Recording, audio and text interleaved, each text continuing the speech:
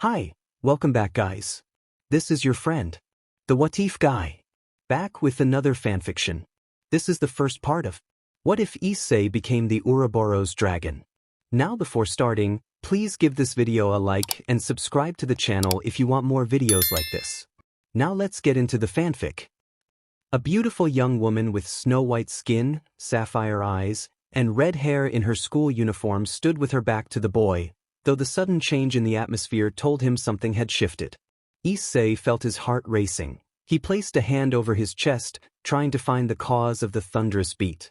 Rias turned and asked him what exactly she was to him. Issei answered that he would have done anything to bring her back safely. He told her he would give up his other arm or even his sight if he had to, and that he would do whatever it took. Nothing would stop him. Rias replied that she was his pawn, reminding him of the role she believed she played. Issei remembered everything he had endured for her. He had saved her from the arranged marriage to Riser and stood by her during the battle with Kokabil. He had risked himself in countless raiding games for her, struggled against the Nordic god of mischief, and suffered a grievous wound inflicted by Fenrir. He had fought a literal, full-grown former dragon king named Tanin to become stronger for her, been overwhelmed by a powerful wolf, and nearly lost himself in his own negative emotions after Asia was torn away. He had activated dangerous power he could barely control and placed everyone in peril. He had sacrificed much, and the list went on. He wondered whether all that had been enough. Confusion and hurt clouded his thoughts when Rias asked whether he would die for her.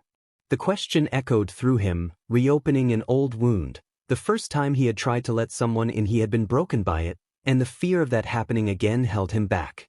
He asked himself whether he could trust Rias, whether he could trust the others in his life: Kaneko, Aquino, Asia, Gasper, Kiba, and his parents. The same question kept returning, relentless and heavy. Issei quietly struggled with his reluctance, wanting desperately for someone to see the true man beneath the bravado and jokes, a man who was hurting deep inside. The members of Rias's peerage watched him with hopeful expressions. Each girl present understood that if any of them wanted a chance with him, he had to face his own feelings for Rias. If he could not even see what he meant to her after everything they had been through, what were the chances he would realize what he meant to the others? Issei bowed his head and struggled to speak. He said that to him, the president would always be the president. Rias reacted by calling him an idiot and storming out of the room, tears running down her cheeks as her heels clicked on the wooden floor. Issei could only stare at the carpet, the sound of her footsteps echoing and tightening his chest. He wondered why he was being called an idiot.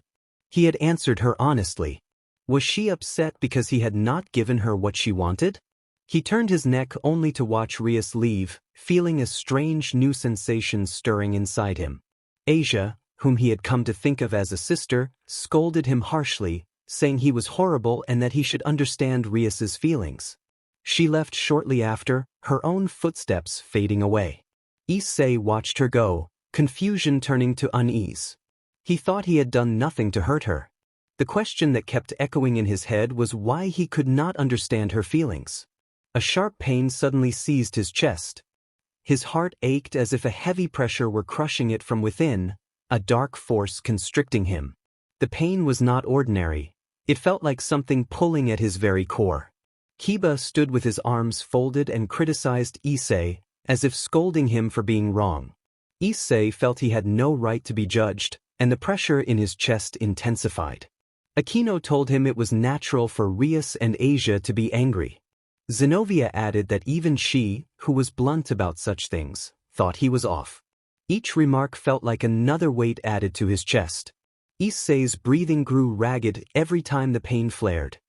He found himself panting and clutching the area over his heart as the sensation deepened. Irina chimed in with a sharp comment about how he was wrong and pitted Rias. Issei could hardly believe everyone was piling on him. He glanced at Kaneko, expecting more disapproval, but the smallest girl in the room said nothing. Her stern, disapproving glare moved from member to member without landing on him. Gasper, hiding in his box, gave Issei a darker look that only confirmed Kaneko's attention toward him. The room's tension seemed to converge on Issei, and he thought that Kaneko must understand the situation better than the others. A faint ray of hope cut through the fog of his thoughts when he realized that Draig, the presence he had always relied on, was silent. He called out to Draig in his mind and received no answer. The silence deepened his sense of isolation and betrayal. Kaneko felt the waves of disgust emanating from Issei and hesitated, unsure if she was the target of his anger. She moved closer and placed a small hand on his arm in a quiet attempt to comfort him. Issei glanced at the hand, then into her golden eyes. For a moment they held each other's gaze, and a small smile flickered across Issei's face. Relief washed over Kaneko. Believing she was not the one he resented, the urge to flee vanished and a warm feeling spread across her face with her heart beating quickly. Issei interlaced his fingers with Kaneko's and gave a slight tug to let her know he wanted her by his side. They began moving toward the exit, the same door Asia and Rias had fled through, acknowledging that attempting to speak to the rest of the peerage would be fruitless. Just as they were about to depart, a woman with long black hair tied into a ponytail stepped into their path and warned that pursuing him now would only cause more harm. Issei clenched his free hand, his arm trembling as overwhelming emotion took hold of the Red Dragon Emperor. Pain and betrayal tightened around him, fueling a storm of anger and disbelief at being lectured and restrained when he wanted to leave. A heavy silence settled over the room before a younger voice spoke for the first time during the meeting. Ravel asked nervously whether this was her fault and her mother's. She felt butterflies and struggled to understand what was happening. Issei interrupted Akino before she could reply and told Ravel that it was not her fault. He insisted twice, his voice growing hoarse and his lips trembling as he tried to steady himself. He blamed the others, insisting the fault lay with them. Everyone in the room grew confused and still. Only the inhales and exhales of Kiba, Gasper, Zenobia, Akino, and Irina could be heard. Everyone except Issei, Kaneko, and Ravel wondered silently whether Issei now understood why they were doing this and whether it would be acceptable for him to leave. A small, insistent whisper began to speak in Issei's head, asking whether he would die for someone. The whisper had been faint at first but grew louder and more persistent, each repetition increasing the pressure in his chest. Gasper squeaked and retreated into his cardboard box, worried that opposing Issei would bring his anger down on him. Kiba drew a small holy demonic blade with a growl, prepared to challenge Issei without escalating too far. Zenobia stepped forward alongside him, demanding to know how Issei's behavior could be their fault and restraining herself from drawing her larger sword in public. Akino fell silent as lightning flared across her skin. Kaneko braced herself, preparing to fight, sensing the tension building toward conflict. Irina, sweating and hesitant, asked what everyone was doing and reminded them she thought they would try to talk this out. Zenobia argued that talking would not make him understand and hardened her resolve, a faint white aura of holy energy forming around her as she considered a trial by combat might force comprehension. Issei watched them. The whisper in his head continued, assembling into a chain of cold accusations. First Press and Asia had fled, then everyone had antagonized him, and now they were prepared to fight him. The repeated question in his mind whether he would die for someone grew unbearable. Akino finally began to speak with a tone of finality, prepared to explain that Rias and Asia's anger was not the fault of the others, but Issei exploded outward with a ferocious cry. His anguish and resolve poured into a single roar denying that he would die for them. He activated his Welsh Dragon balance breaker. His aura burst forth in a violent boom that threw everyone except Kaneko back. She clung to his arm. The energy swept down his body and extended to Kaneko, enveloping her briefly in the intensity of his emotion. The ceiling and walls shuddered and tore under the force of the release, the hallway reduced to battered fragments by the sudden surge of power. Issei watched the figures picking themselves up and did not give them a chance to question him. A crimson aura formed around him like a living armor, and he spoke in a cold, detached voice, asking why. Issei wondered why it was always the people he trusted. The Crimson Dragon Slayer Ascalon protruded from the boosted gear, a draconic aura swallowing the sword as it billowed and swayed in an invisible gust. The peerage stared in shock and fear at the ominous appearance of the Welsh Dragon, its lethal intent washed over them like ice water. A cold, lifeless voice issued from the form, a tone that contrasted sharply with the red-hot rage that seemed to burn around it. The combination of that voice and the sword's presence made everyone uneasy. No one could form another coherent thought. Even Kaneko, trembling and soaked with sweat, could not ease the situation. She released her arms from the red dragon's forearm and cautiously backed away, then fled when the dragon showed no sign of noticing her. She told herself she needed to get help before Issei did something he would regret. Kiba began to question what was happening, but his words were cut short. In an instant, Issei seemed to blink out of existence and reappear directly in front of the knight, Ascalon already mid-swing. Kiba managed to block, but the force behind the holy weapon cracked his balance breaker along its entire frame. Issei expressed disappointment in a cold, monotone voice that chilled Kiba to the bone. The aura around Issei burned like raging fire, but his voice remained detached and emotionless, and Kiba could not see his face. The sight and sound together were terrifying. Issei then suggested he finally understood the point of it all. Kiba gathered his strength and channeled energy into his blade. The cracks in his weapon filled and glowed with renewed power. He adjusted his stance so that the sword would slide down and expose the dragon's neck, aiming to stagger Issei and create distance so they could speak instead of fight. Ascalon did not move. The knight's momentum was interrupted when a single clawed leg swept his legs out from under him. The crimson armor spun and tripped Kiba, and the motion continued as a boosted left fist slammed into his gut with crushing force. Kiba cried out in pain and coughed, staggering backwards, his vision swimming with colored specks. Issei released a long-range attack at point-blank range. The energy beam struck Kiba and sent his limp body shooting into the sky like a projectile, carrying him high into the bright expanse above. Akino reacted quickly, flying up to retrieve Kiba's falling form and catch him before he hit the ground. Issei glared for a moment, then turned his attention to Gasper, who was trembling inside his cardboard box and chattering in fear, convinced they were all going to die. Issei asked Gasper if he had anything to say. Gasper shook his head repeatedly, trying to avoid provoking the dragon further and retreating into silence. Issei noticed how suddenly quiet the scene had become. Where the peerage and Irina had stood a moment before, now there was only a shattered room and a frightened vampire. He pieced together what must have happened. With Rias absent, Akino had taken temporary command and directed the others. Zenobia should have been taking Sona. Irina likely went to fetch Rias and Asia while tending to students and civilians, and Ravel and Kaneko would have been managing escape routes and protection. Akino probably adjusted plans after Kiba's defeat and was carrying him to safety and healed allies. If Issei followed them, he reasoned, they would lead him to the two people who had hurt him the most. Inside the boosted gear, the dragon Drake strained to exert influence but found his will rejected. He could not make the gear respond. He wondered why a container that housed his power and soul would refuse him. Perhaps Issei's own anger was suppressing him, a human-turned-demon affecting a dragon.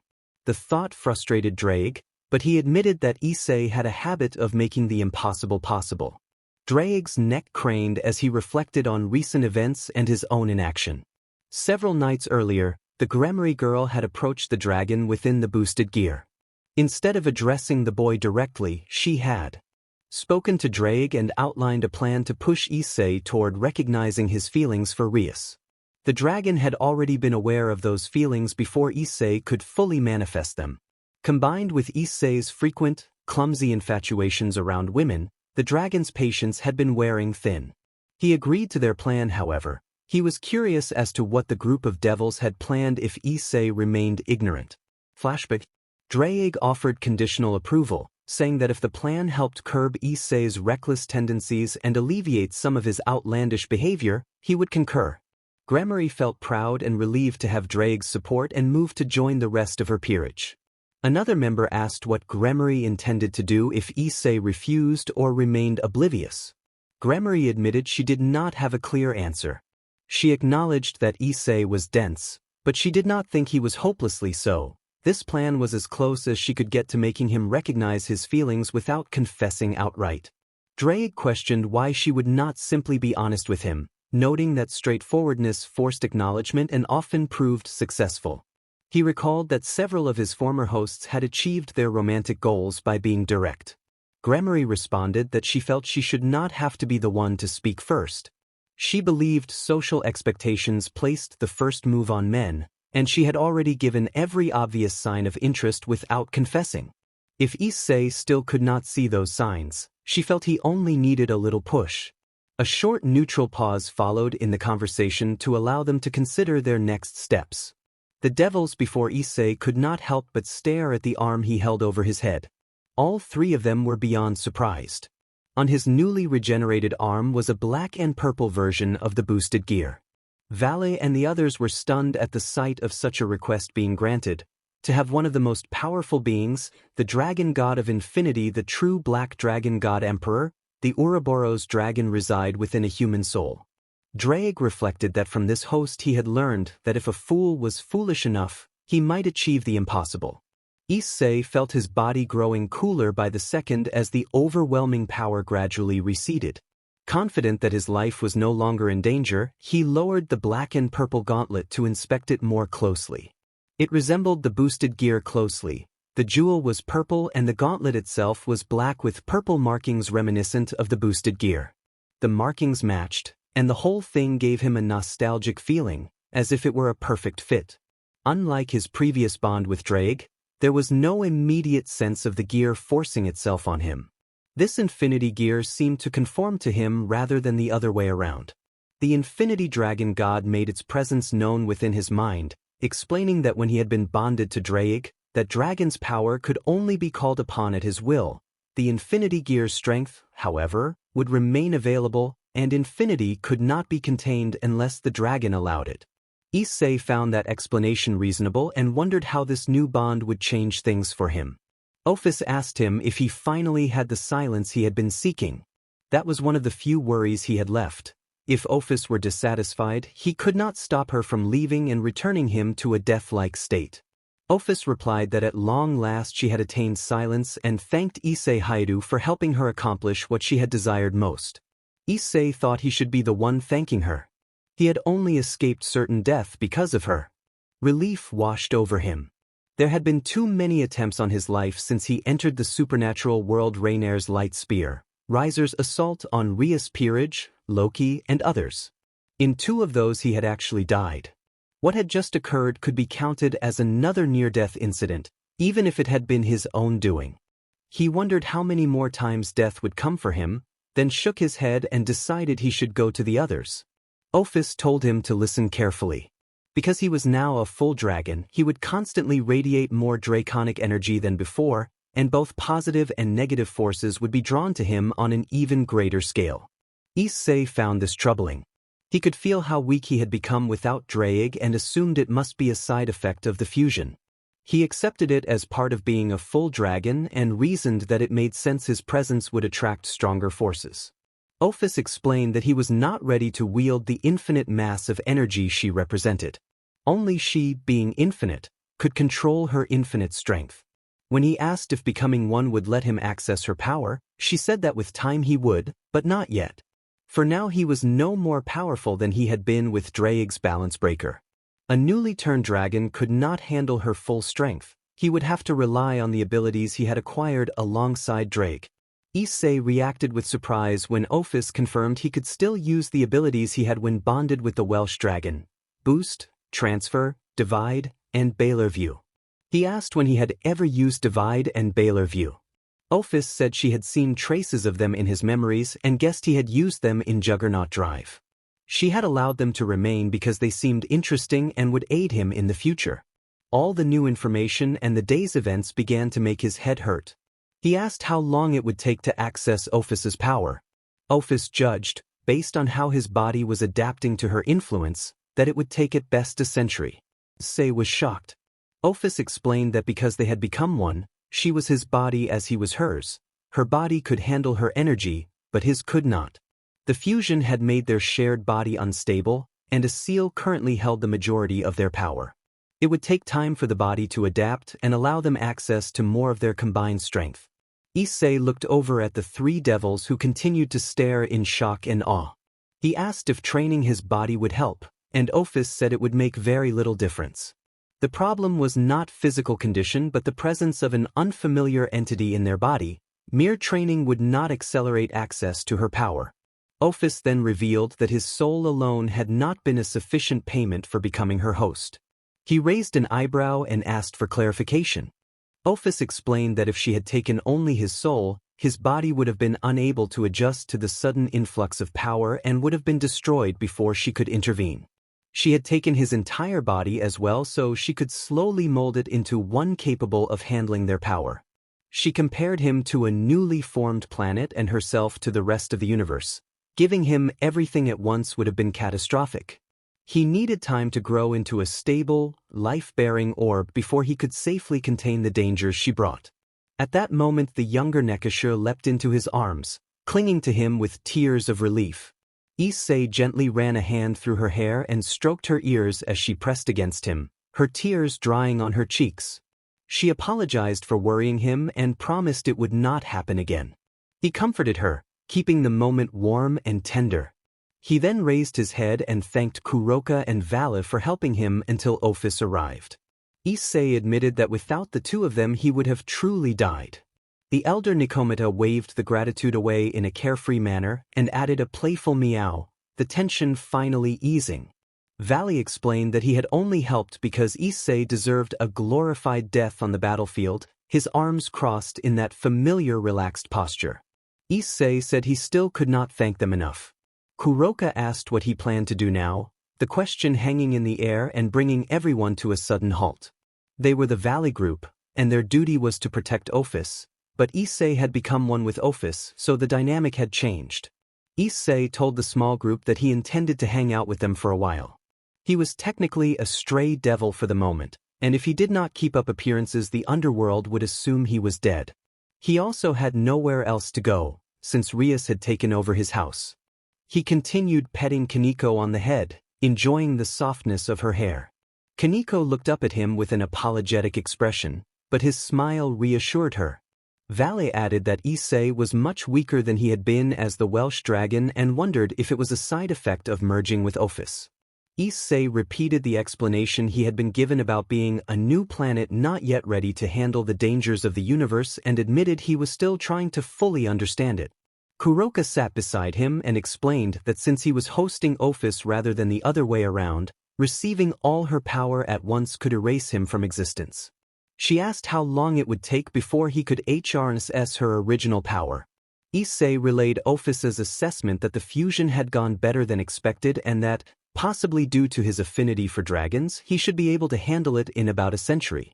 Vali raised an eyebrow at the length of time and asked if Issei planned to train to accelerate the process. Issei said he would train, but it would not speed up the gradual increase in Ophis's power. He intended to familiarize himself with the skills he had retained from being the Red Dragon. Boost had been his most used ability back then. He trailed off when he remembered an embarrassing name he had once given one of his techniques and grew flushed, rubbing his hair as if to change the subject. The others glanced at one another, curiosity sparked by his abrupt discomfort. Kuroka teased him with a mischievous look, leaning forward to continue the banter, but Issei remained composed and gently moved the conversation away from the subject. Kuroka was surprised that he did not react in the familiar, perverted way she expected. Kaneko shared the same stunned expression. Vali merely raised an eyebrow in interest at Issei's different behavior. Issei placed a hand on Kuroka's shoulder and, with a firm but comforting squeeze, acknowledged that her support had meant a great deal to him. He told her that she had been there for him when others had not, that staying by his side had mattered more than she might realize, and he apologized for shooting at her during his episode. As he spoke, he offered a gentle, reassuring touch to her scalp to show his gratitude and make amends. Issei told Chiron that if it had not been for her, he would have died at the hands of a juggernaut or from the explosion, and that she was the reason he was alive, not Kuroka. He spoke with quiet gratitude, and the two shared a subdued, affectionate moment as they recovered from the day's strain. Chiron, exhausted and emotionally drained, rested against him, overcome by relief and fatigue. Kuroka stood nearby, conflicted. She wanted to protect her sister's innocence but also felt a surge of complicated emotions. Her conflicted feelings faded when Issei set Chiron down in a patch of fresh grass and walked over to Kuroka. He leaned close and offered a measured, teasing remark that made her flush. Soon after, both sisters lay side by side on the grass, equally spent from the ordeal. Vali approached with a calm smile and hands in his pockets, and he asked Issei what had happened. Vali observed that Issei was not acting like the impulsive fighter he had faced before. He noted more self-control, awareness, and confidence, and he found Issei's fair and kind treatment of Kuroka and her sister to be unexpected given Issei's history. Vali reminded him of the many betrayals and near-death experiences he had suffered and wondered why such bitter events had not left him with animosity toward women. Issei listened and admitted he did not have a simple answer.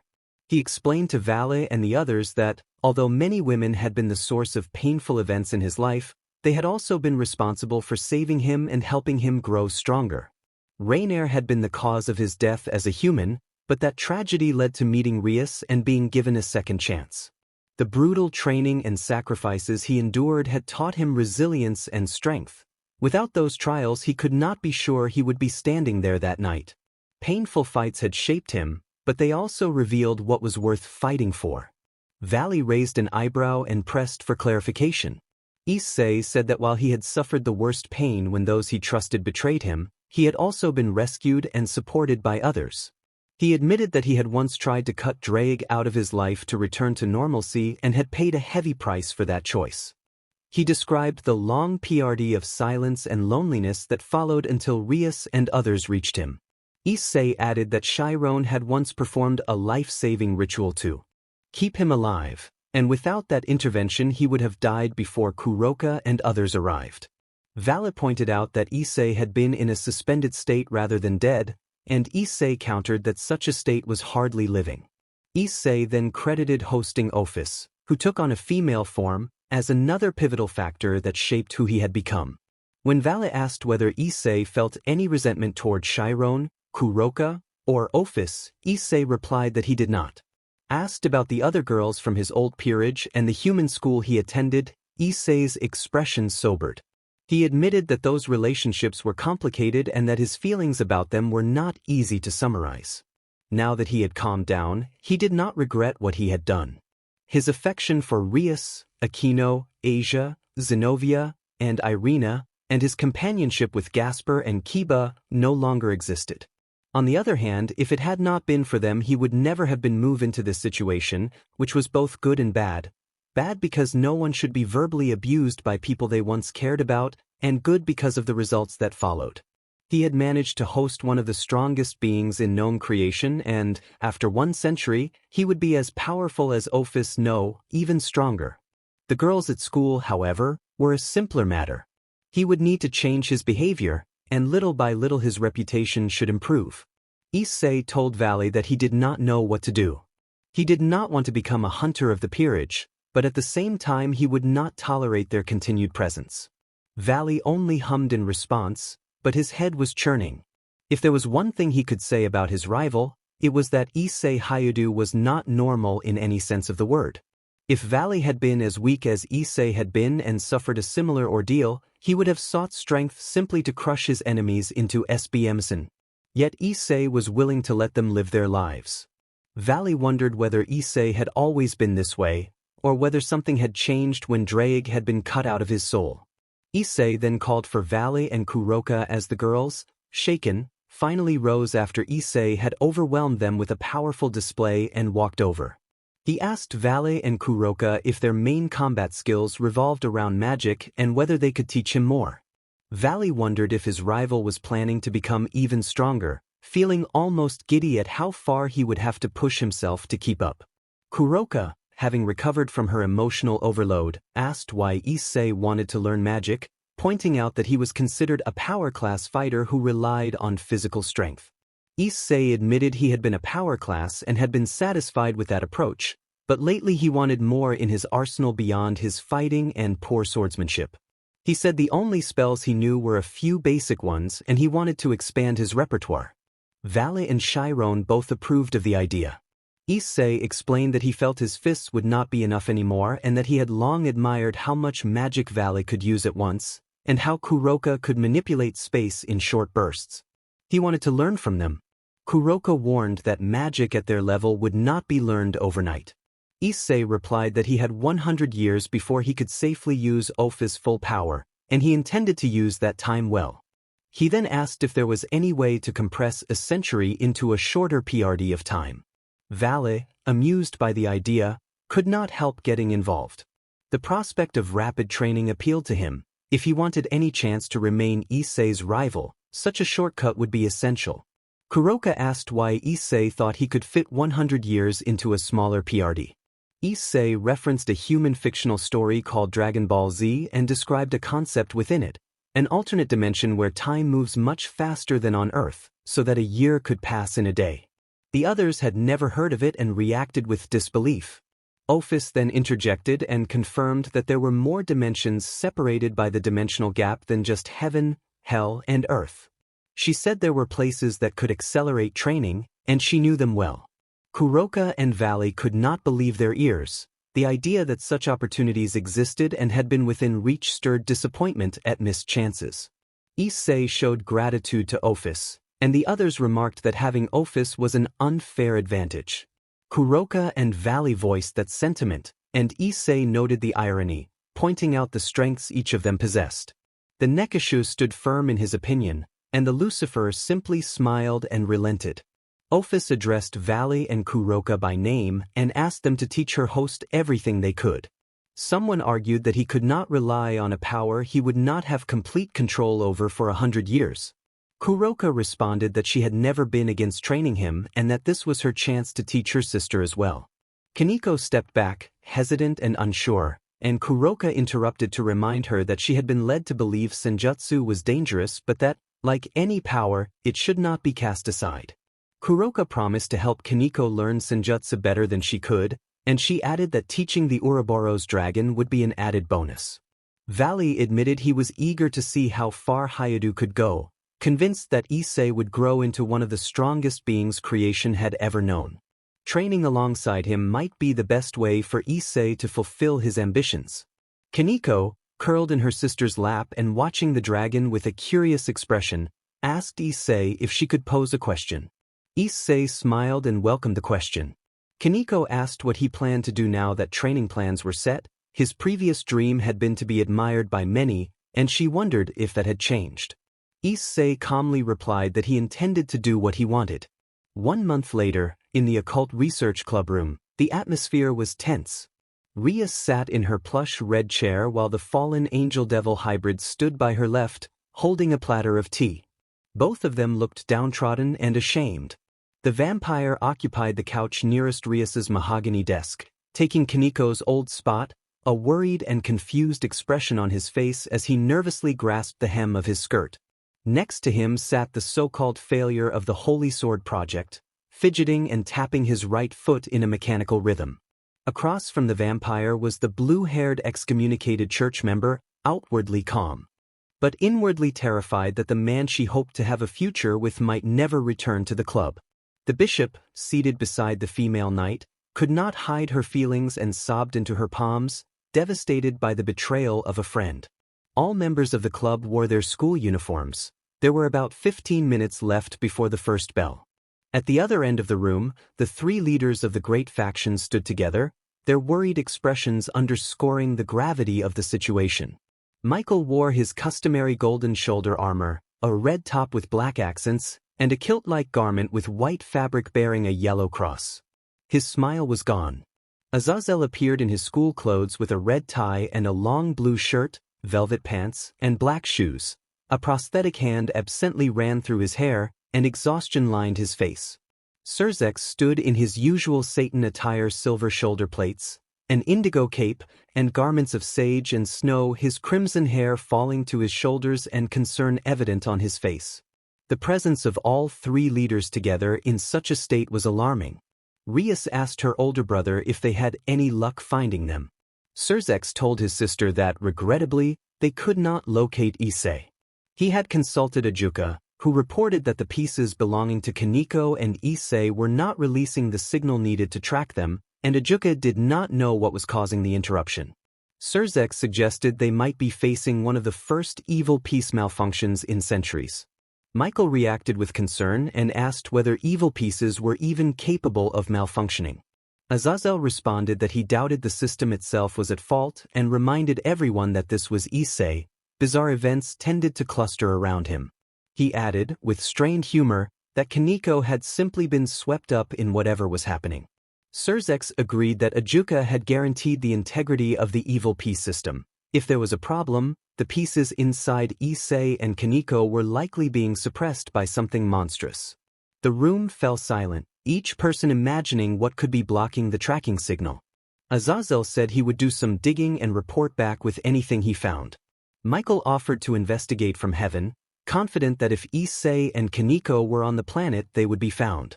Rias expressed her gratitude for Michael's help. Surzek announced that he had to return to the underworld to explain the disappearance of the Red Dragon Emperor to the council. An ashen magic circle then appeared beside the Crimson Satan's ear, and the Crimson Satan reacted with surprise and anger at news from Graphia before leaving the clubroom in a flash of magic. One visitor laughed and observed that Leviathan had left her paperwork for Surzek again and said it would be amusing to watch the two Satans run about the underworld, but that they had to return to Grigori. Another visitor said she had to return to heaven and wished Rias and her friends well.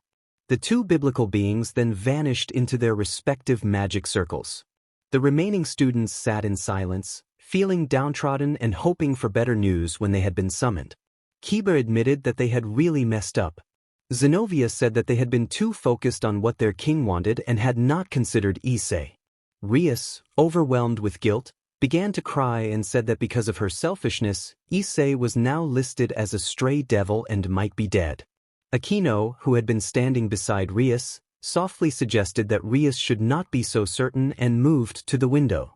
Her gloom quickly shifted into amusement and happiness, catching the attention of the rest of the peerage. Rias asked Aquino what she was looking at, and Aquino indicated that the source of her change in mood was the young man entering the school grounds. The peerage followed Aquino's gesture and recognized Issei's return. A few minutes earlier, Issei had been walking toward the schoolyard and his classroom after leaving the Vali group about an hour earlier via Ophis' personal teleportation circle. He had spent the remaining time wandering the small town where he lived, seeing everything in a new light after becoming a dragon. Ophis, speaking softly from his left hand, reassured him that no one could sense the infinite and that those who knew him before might notice a change but would not be able to decipher its cause. Ophis also told him that Azazel and Surzek had attempted to fight but had been no threat, and that Issei would be fine. To put him at ease, Ophis said Issei could use more of her power if needed, which surprised him and boosted his confidence. Issei strolled until he reached the familiar brick wall to his right and noticed more people wearing the academy uniform than usual. Some of them glanced his way. A girl in a group asked her friends if the boy was one of the trio known for their antics. Another wondered if he was Issei Hayadu, the boy who had been missing for a month, and some commented on his changed appearance. Issei could not help but smile inwardly at the attention and thought that the draconic attraction had begun. Heads turned and whispers followed. He wondered how quickly the news of his return would spread. When he entered the courtyard, he began to spot faces he recognized. A young girl with a chocolate-colored ponytail and twin tails tied with ruby ribbons gave him a disdainful look and turned away when he waved. Otherwise, reactions ranged from surprise to mild curiosity, and no one from the Occult Research Club approached him immediately. Issei assumed his presence would ripple through the Gremory and Citri peerages once they noticed. The 1-minute bell rang, signaling 60 seconds until class, and Ophis groaned at the annoying sound as she tried to rest. Issei thanked Ophis for her support and asked if she wanted the usual favor in return. Ophis replied that she already knew the answer. A short neutral pause followed before the scene returned to the clubroom, where the members prepared to face whatever consequences awaited them now that Issei had come back. Issei warned the voice inside him that if he heard it again he would destroy it. Ophis replied that he would be hearing it quite a bit and asked him not to do that. There was no further response. Wondering if the other part of his soul had been serious, he hurried to class and arrived with a few seconds to spare. He did not greet anyone and moved to an empty seat. When he put his bag on the floor and faced the front of the room, He found the homeroom teacher looking very surprised. The silence in the classroom grew heavy as students who had not heard the gossip about his absence stared in shock. The homeroom teacher called out Hayudu's name, astonished not only because the missing student had returned but also because his loud entrance had startled her. She demanded to know where he had been. She said he had been absent for nearly a month. He told the teacher that he had been injured in a gas explosion while walking home, that he had only recovered about a week ago, and that his skin still itched, scratching at his left arm to emphasize the point. The teacher responded that she was sorry to hear that but that he could not simply return to class without proper paperwork. Issei asserted that the paperwork should already be on her desk. For a moment his eyes flashed indigo. The homeroom teacher doubted him, glanced over her desk, and quickly found a sheet of paper that had not been there earlier. She acknowledged the paperwork and told the class to begin. This marked the start of his reintegration into the human world. The lesson proved as boring as he remembered, if not more so, and he found it difficult to simply sit and do nothing. He could not recall much of the material or any homework, but fortunately he still held the attention of most of the class. His eyes shifted from chocolate brown to indigo purple and several students suddenly felt an itch. He thought to himself that he was now caught up with everything. Feeling more secure, he pulled out a sheet of paper and began to scribble, confident that he could answer anything asked of him as long as he kept one ear on the lecture. After a few hours, Issei noticed the dragon god inside him growing restless. Ophis expressed boredom and asked if this was school, saying it was not very interesting and wondering why he attended. Issei explained that the government insisted that school was necessary to get a job and that a job was necessary to make money. Ophis questioned whether they did not already have enough money from her treasury, which made him regret that he had not planned his reply more carefully. When he became Ophis's host, they had left the Klaxoan dimension between training sessions to visit a cave Ophis had once used on Earth long ago. She had collected many shiny things there that turned out to be gold, silver, and other valuable minerals. Issei recalled a tale that dragons liked to collect treasure, and seeing Ophis's collection seemed to confirm that story.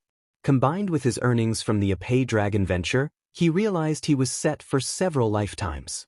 As he doodled a circle with various symbols on his paper, the teacher suddenly asked the class who could name some of the Greek gods. Issei thought at least it was not a math problem and glanced around to see that other students were doodling as well.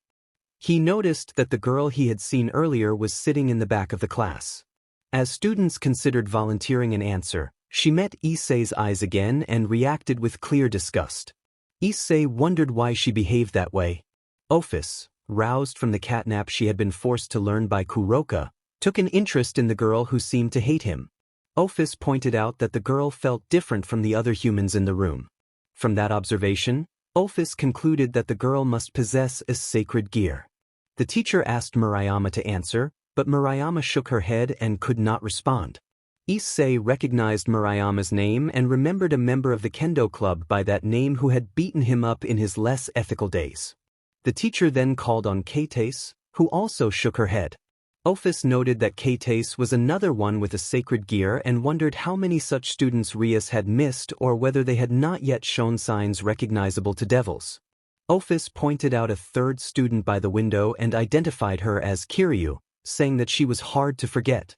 The teacher expressed disappointment that no one could name a single one of the Olympic gods and asked the class again. Ophis instructed Issei to answer so she could see how much of their lessons he remembered. Issei momentarily puzzled why she wanted him to speak, then rose from his chair and walked to the board, drawing the attention of the teacher and his classmates. He ignored the glaring looks from two students and one expression that was hard to place. He took a piece of chalk and wrote the names of the principal Greek gods on the board: Zeus, Hera, Athena, Apollo, Poseidon, Ares, Artemis, Demeter, Aphrodite, Dionysus, Hermes, and Hephaestus. He turned back to his desk while the students reacted with a wide range of emotions. Some of the students took notes as if they did not care he was one of the perverted trio, others simply stared in shock. Murayama and Kates gaped at him while Kiryu flushed, her cheeks betraying how strongly she reacted to surprises. The teacher praised Issei's answer and asked him to come back to the board and tell the class what each god represented. Suppressing a sigh, Issei turned and wrote beside the names he had already put up. He explained that Zeus was the king of the Olympic gods and the god of thunder, one of the strongest figures in Greek mythology. Hera was queen and the goddess of marriage and family. Athena stood for war and wisdom, Apollo for archery, music, and divination, Poseidon for the sea and other waters, Ares for war, Artemis for hunting and the wild, Demeter for the fertility of the land, Aphrodite for love, beauty, and aspects of desire, Dionysus for wine and theater, Hermes for trade, wealth, and thieves, and Hephaestus for fire, metallurgy, and crafts, adding the little-known note that this deity had been portrayed differently in various tales. Silence followed, and the teacher allowed him to return to his seat without interruption. A few minutes later, when the bell rang to signal the end of class, 2 classmates hurried to his desk. One wore glasses and had medium-length brown hair. The other had a shaved head with the faint return of stubble. Matsuda clapped Issei on the back and welcomed him back enthusiastically, failing to notice his friend's annoyance. Motohama remarked that things had not been the same without him and hoped they could catch up later after club activities. Issei declined, surprising them by saying he had better things to do with his time. Motohama protested that they could not be ditched so easily and bragged about a new hiding spot, but Issei remained firm. He rose and made his way across the classroom toward Murayama and Keitase, the 2 girls who disliked him the most. As he approached, the other students followed with their eyes and the room fell silent. Murayama tensed and demanded to know what he wanted, her nails digging into her palms. The teacher's sharp tone kept the room from erupting into a confrontation, and Keitase reached for the paper he offered out of curiosity. She read aloud the challenge Issei had written. Issei Hayadu of the Student Council issued a challenge to the entire Kendo Club, a 1 versus all Kendo match. All available members of the club were to participate in a no-holds-barred match against him. If Issei had blood drawn, the Kendo Club would be declared the victor and all members of the perverted trio would cease their inappropriate behavior toward female students. If Issei repelled all opponents or forced them to surrender, he would be declared the victor. In that case, members of the perverted trio would similarly cease their inappropriate behavior, and Murayama Mamoru and Keitase Hayo would be required to meet Issei at an undisclosed location and time to settle the outcome. The classroom reacted with stunned silence. Murayama reacted angrily and stepped back as if to strike him, but Issei moved first. With quick, controlled reflexes he intercepted her swing, their arms locking in a tense, anime-like standoff a breath away from her face. The maneuver made it clear that he could have countered if he had chosen to. Issei told them they should be glad. Regardless of the result, their harassment would stop, and they would have the opportunity to make him bleed if that was what they wanted. He felt satisfied with how the exchange had gone. Murayama would not take this lying down and Keitase would not forgive him for almost hitting a girl. They would gather their club members and look for a fight, while Issei planned to see if he could draw out signs of their sacred gears. Issei decided that would be perfect and instructed them to meet in the front courtyard in 2 hours, asking if that would be enough time to gather everyone. Waving at the 2 of them, Issei started toward the door, but something grabbed his left hand. Looking down at his trapped hand, he saw a girl with green eyes and brown hair a shade lighter than Murayama's looking up at him. Kiryu noted that he seemed determined to stir up trouble on his first day back. Issei denied it and explained that it was not as simple as that. He said the others were unlikely to agree easily, and that if they tried, they could turn him into a bloody mess without facing consequences. Kiryu sounded indifferent and pointed out the rings on his left ring finger, asking what they meant. The other students, snapping out of their stupor, also looked at the hand Kiryu held. Issei's left ring finger bore 3 identical purple bands made of carved ivory and amethyst, each fashioned to look like a snake eating its own tail. Issei joked that everyone knew a ring on the left ring finger meant marriage, and that there were 3 because he had 3 wives. The classroom erupted in shocked exclamations. Matsuda reacted loudly, stomping his feet and seizing the boy by the head in astonishment. The boy simply glared back, unmoved. The dragon god watching through Issei's connection wondered what the human was doing when someone gripped Issei's temples. He observed that the human, despite a scrawny appearance, might enjoy inflicting discomfort. The dragon felt vague amusement at the human attempt to intimidate him. Unless the human possessed a sacred gear beyond detection, there was no real threat. Motohama jumped into the argument, accusing Issei of being a teenager and demanding to know how anyone could believe such a claim. He then made an inappropriate comment that made others uncomfortable, and the tension in the room spiked. Issei's amusement vanished. He ordered Motohama to be quiet and then poured out his frustration, insisting that being called just a teenager ignored everything he had been through since attending the school. He said he had endured too much to be dismissed or looked down upon by them. The fear that followed in the room was palpable. The two troublemakers froze until Matsuda released the boy and backed away to stand beside his friend. The dragon cautioned Issei that dragons were proud and did not take well to slights, advising him to control himself to avoid later regret. Issei took a deep, calming breath. He had effectively silenced his former friends and compelled the classroom to take a step back from the unexpected outburst. It was an intense reaction, but given the circumstances, not entirely surprising. True, teenagers did not normally get married, much less to 3 wives. However, when had Issei ever been a normal teenager? No other boy his age had been turned into a devil, endured simulated wars, faced death time and again, confronted gods and dragons, and risen to become one of the most powerful beings in creation. Ophis spoke within his mind, calling him one of a kind, and the soft tone made him blush. The faint red on his face eased the room's tension, though one person seemed unimpressed. A bespectacled girl with beige hair in twin tails stepped forward and remarked that this was a juicy scoop, asking how someone like him had managed to marry not 1 but 3 partners and whether the story was even true. That question sat on everyone's lips.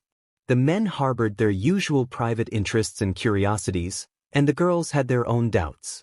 Almost all of the girls had viewed Issei as someone who behaved inappropriately at times. Only Kiryu seemed less affected, since she could be brash herself.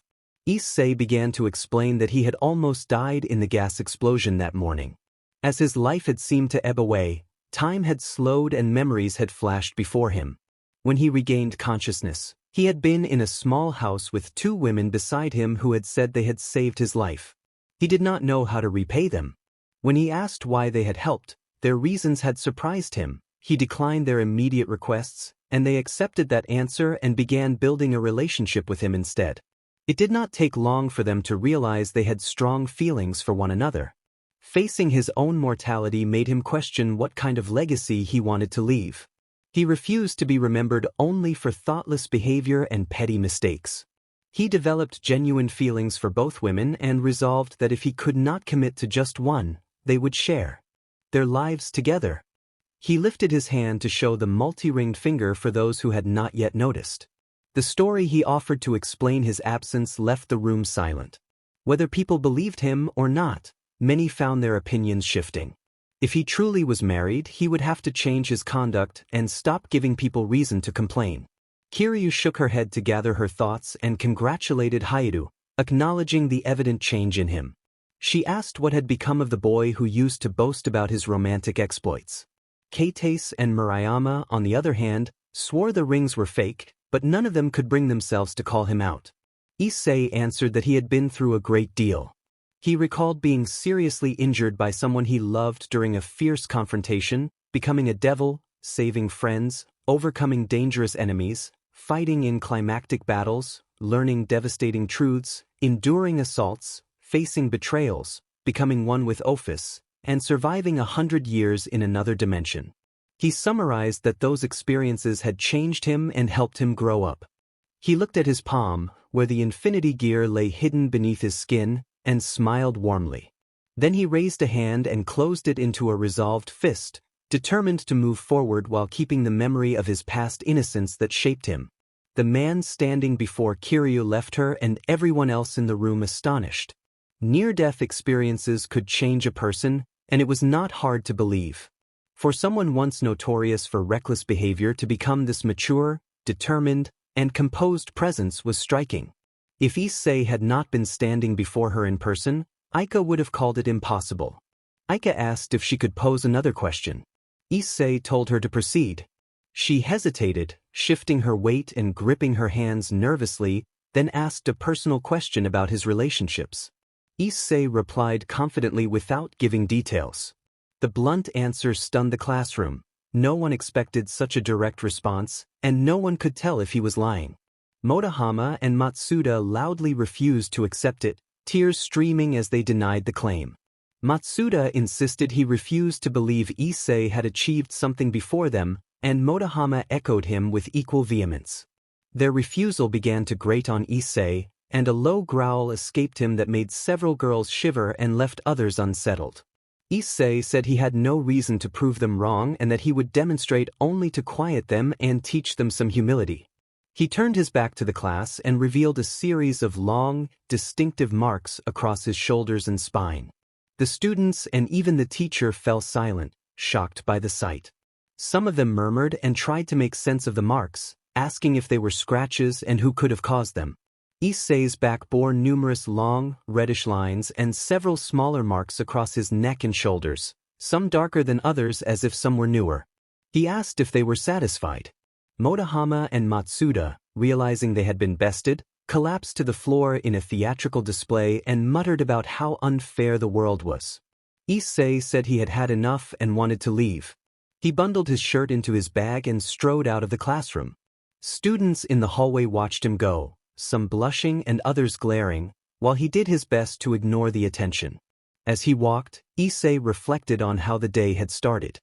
He had woken in a warm bed with Chiron beside him, and the morning had been calm, a verdant sky dotted with pale clouds and a gentle breeze through his hair after a shower. The morning had deteriorated into him becoming the center of attention at school, enduring tedious questions from the teachers, Kiryu asking about the rings he had not hidden, and the perverted duo's overreactions. He wondered why Motohama and Matsuda had gotten under his skin so easily. Perhaps it was because they had been friends once, comrades who had looked out for each other, or perhaps because he could not fully accept his past immaturity and lack of direction. Determined not to dwell on it, he reached into his pocket and pulled out the folded page he had been sketching on during class. With a touch and a flash of purple, the crumpled paper smoothed itself as if it had never been folded. He had planned to sit by one of the pillars in the courtyard and work on the magic circle, but now he wanted to rejoin the rest of his team to avoid more attention and return to his project. After a century of training, he also considered taking a moment to enjoy the grass before dealing with the kendo club. A sudden, unpleasant memory froze him in place. He should apologize to Sona. He recalled the day vividly, Rias and her peerage scolding him, how he had lost control of his temper, and how his outburst had sent Sona stumbling into a broken section of a wall. In the heat of the moment he had acted recklessly, and Sona had only wanted to help her friend. Not exactly something that earned a modified dragon shot to the abdomen, he thought. He also realized he had written student council on his letter of challenge instead of ORC and would need to clear up that misunderstanding. With that thought dancing in his head, Issei spun on his heel and, with the sound of shoes on tile echoing off the walls, the dragon in human form moved down the opposite end of the hallway. Sona Citri was in a rather unique mood. Seated behind the polished wooden desk with her hands folded, her fuchsia eyes had been fixed on the back of the door that led to the rest of the student council office. Issei Hayadu was alive. She had seen him enter school grounds herself, and the entire day had been full of whispers and gossip about his return. Rumors circulated about his earlier misbehavior, and every student seemed to have their own version of the story. The antics were somewhat amusing if she was honest with herself. Issei had always been forthright about his feelings and desires, and that openness had given him a reputation. Being a pureblood herself, Sona understood the social pressures placed on her and how ancient traditions affected relationships. After the war thinned their numbers, the council had made concessions on various customs to aid the revival of pureblood families. As a result, she had been encouraged to consider her own future and potential matches. Like Rias, she refused to accept anyone who failed to meet her standards. Sona was not unreasonable. She allowed her parents some leeway in these matters, but if they wanted her to marry, any suitor would have to meet a single requirement. That one requirement had not yet been met, and so she remained student council president of Kuo Academy, taking steps toward her dream of founding a school where devils of all backgrounds could learn about raiding games. She had come to the human world to study their educational system, but other tasks remained: acquiring land and materials, securing permission from the Satans, obtaining a teaching permit, and recruiting staff. Some tasks were simple, others, like funding and land, were not. A sharp rap on the wood of her door pulled Sona from her thoughts. Rhea Kusaka stammered that Issei Hayadu was here to see the student council president. Sona instructed Rhea to tell him she would be ready shortly. The sound of retreating footsteps confirmed that her bishop had carried out the order. It took a moment for the news to settle. Once it did, Sona's composed mind began to whirl. Issei was here to see her. It had been a month since the accident that nearly destroyed the school and threatened to reveal the supernatural to humans. The student council had worked to contain the incident, removing evidence and erasing the memories of those who had been affected. The danger and the cleanup had earned Issei a fearful reputation, which explained Rhea's faltering speech. Sona straightened some papers on her desk as she called for him to enter, her heartbeat quickening at the thought of the dragon who had made her and her peerage collateral in a past confrontation. The door opened with a small squeak, revealing the two she expected: a girl with flowing coffee-colored hair and matching eyes, and the man who had caused so much upheaval. Issei entered casually dressed with a backpack slung over his right shoulder. He sat opposite her desk and placed the bag on the floor. Sona acknowledged him with a curt nod, doing her best to maintain decorum and to dismiss her bishop with a single motion. Under normal circumstances she would have reprimanded him for his casual appearance, but given the events of the past month she could not afford to be confrontational. He seemed calm, and Sona allowed herself a sliver of cautious trust. Sona asked if he had come on official business. Issei nodded and then looked around the office, taking in the obsidian floor tiles, the light-filled windows, the classic wooden desk, and the decorative pictures that lined the walls. One picture showed a sun setting over a still ocean as the sky shifted from orange to pink to purple to black, finally dotted with stars. The tranquility of the room seemed to ease some of his tension. Issei indicated that he had come to discuss a small matter, one that might not have reached her ears in full detail. Sona, relieved to see him relax, prepared to hear what he had to say. It seemed that despite the recent horrifying incident, Issei still behaved in ways that were reminiscent of his old self. The change did nothing to ease the persistent unease she felt. Issei explained that he had challenged the kendo club to a match later that afternoon, laying out the terms. If the club won, the perverted trio would leave them alone. If he won, the trio would also back off and two members, Katase and Murayama, would meet him at a place of his choosing. Sona asked how he intended to get those two to agree, since she could not imagine it would be easy. Issei flashed a crooked, mischievous grin that revealed teeth sharper than normal and hinted that he knew ways to curb their troubling behavior, speaking as if he had a plan in mind. Before Sona could press for details, the door opened and Tsubaki entered, her black hair falling in waves down her back. She carried a circular tray with two steaming mugs. Tsubaki placed a cup before the Citri Queen and another before Issei. Issei acknowledged her with a silent nod and a smile. The queen allowed herself a blissful sigh and praised Tsubaki for the brew. Issei, savoring the flavor, complimented the coffee and asked what kind it was. Tsubaki identified it as Life Boost Coffee Medium Roast, an Arabic bean from Nicaragua, and Issei remarked that he might try to get some for himself. The atmosphere relaxed compared to when Issei had first arrived. Sunlight and a pleasant aroma made the room almost peaceful. Issei then returned to their earlier topic, explaining that he had handed the kendo club a letter of challenge but had mistakenly written Issei Hayadu of the student council instead of the ORC, and he wanted to clarify the record to avoid confusion later. Sona kept her composure outwardly but remained anxious at his presence. She felt a nagging foreboding she could not shake, and she noticed Tsubaki displaying subtle signs of concern as well. Sona wondered why someone of his strength would involve himself with a group of humans. She recalled the earlier confrontation between the perverted trio and the kendo club and found herself worrying that Issei might be seeking some form of retaliation for that incident. He hesitated when Sona asked for a reason. He admitted, with a show of thought, that it was partly payback. In his view, the club's treatment of the trio had been excessive and deserved a response. Sona understood his line of thought, if not his methods. She reflected that if someone had been targeted before, the situation could be more dangerous than a few bamboo swords could handle. If the threat were armed or supernatural, the kendo club would be outmatched. Issei, she knew, was still very much part of the supernatural world. Her nerves would have been calmer if he had been able to return to ordinary human life or remained unchanged in a way that posed no unknown risk. But as he stood before her appearing whole despite past injuries, she was not willing to take chances. Sona asked if there was any way to convince him not to go through with the challenge. She still held the authority of student council president and could, in theory, summon the strength of her peerage. She also realized that even with her newfound power, Issei would likely overpower them if it came to a contest, and that weighed heavily on her mind. Issei said he was open to negotiation. He revealed that the real reason he was targeting the club was that a few of its members had caught his interest. Issei thought there was no way they would let him pursue that interest, given his reputation. He planned to dangle himself at the end of a hook and see if they bit, and now that they had, he intended to take full advantage. He told himself there was nothing anyone could do to change his mind. A small glint caught his eye. Turning, he found a poorly decorated two-person table with a chess set on it. Light from the window passed through the colored glass pieces and cast a beautiful red glow across the board.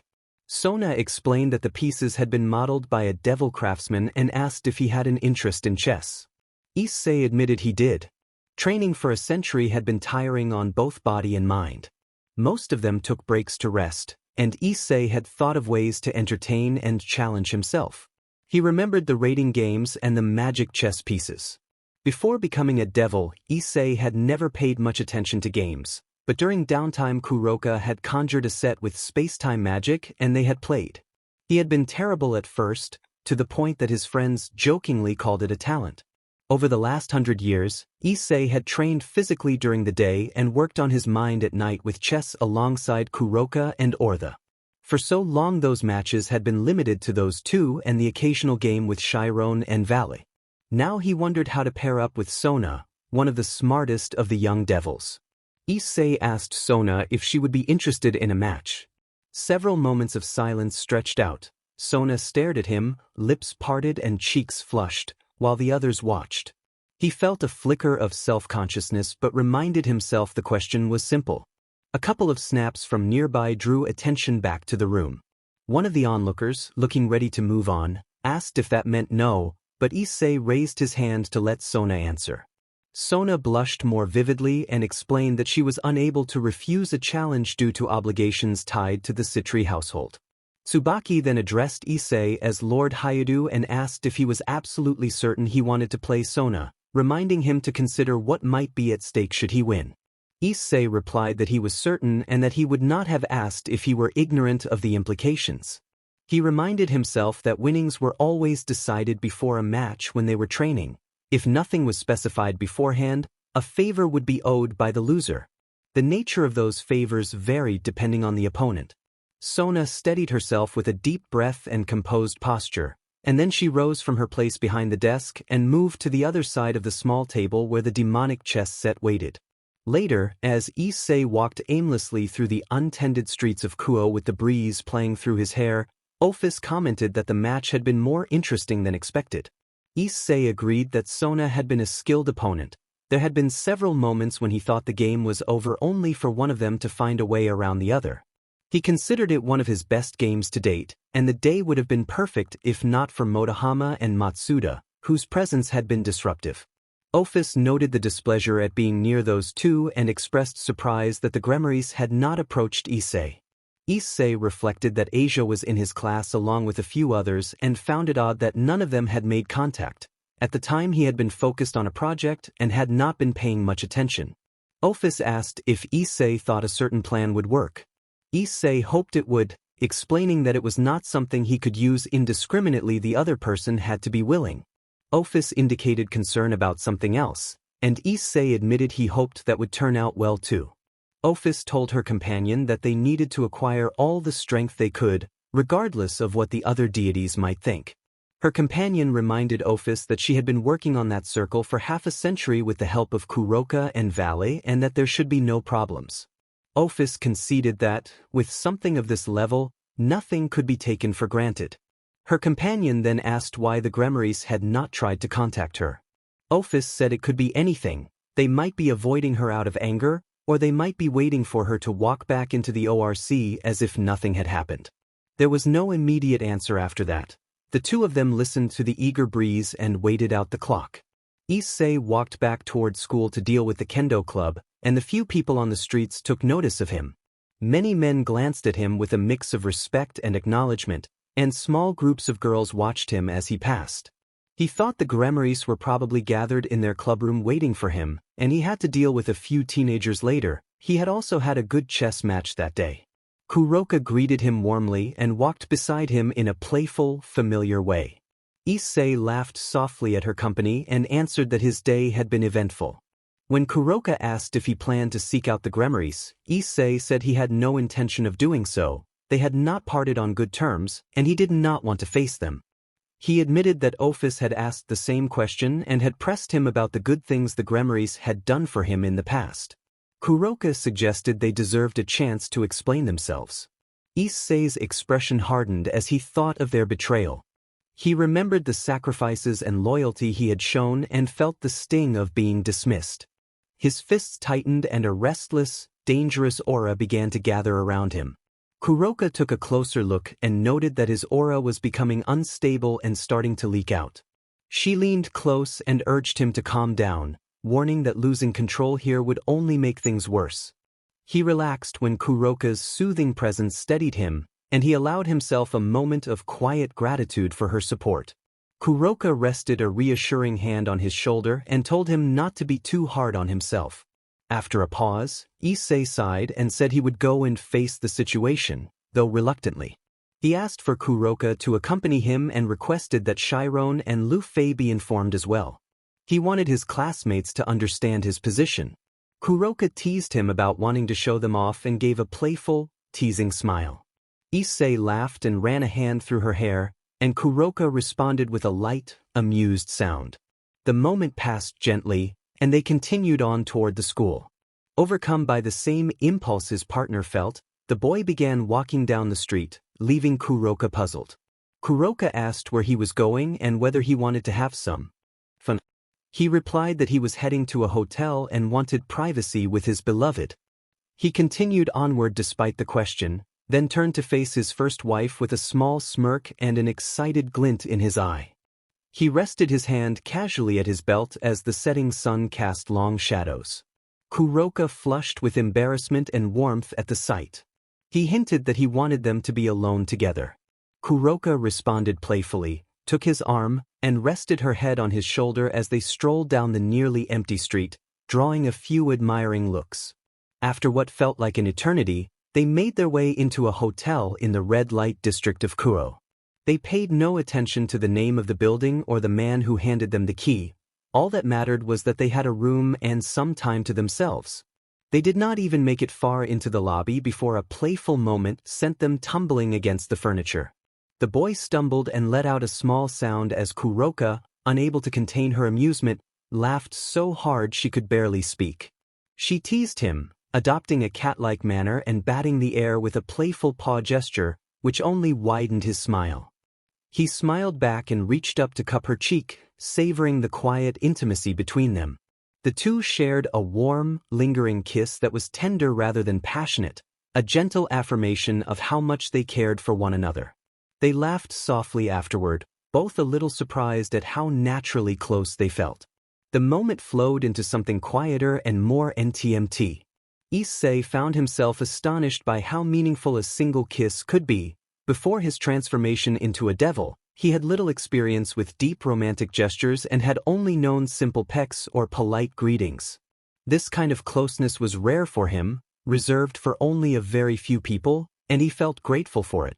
He had always thought Kuroka carried an older sister aura and assumed she was worldly and experienced, but he learned that she had her own vulnerabilities and had not been as familiar with intimacy as he had imagined. Despite that, her confidence and warmth made their connection feel effortless. Kuroka felt similarly moved by Issei. She had no true comparison for what she was experiencing, but she knew that his presence and affection were something special. The comfort and trust between them reassured her, and she leaned into the moment with a soft smile. They lingered together in that quiet space, their bond reaffirmed by the simple gestures they shared. A short while later, they rose and continued toward their room, hand in hand, content in each other's company. When he was still human, Issei had spent time trying to understand relationships through media and observation. Some of those lessons never translated perfectly into real life, but they had taught him how Kuroka responded to affection. Over the years he had learned her quirks and vulnerabilities and used that knowledge to give her unforgettable moments together. Kuroka murmured that he was delightful, voice soft with amusement, and Issei replied with a teasing remark about eating tasty food. She laughed at his joke and playfully jabbed his shoulder, the sound of her laughter bright and musical. Kuroka teased him about being forward, and he grinned back, matching her playfulness.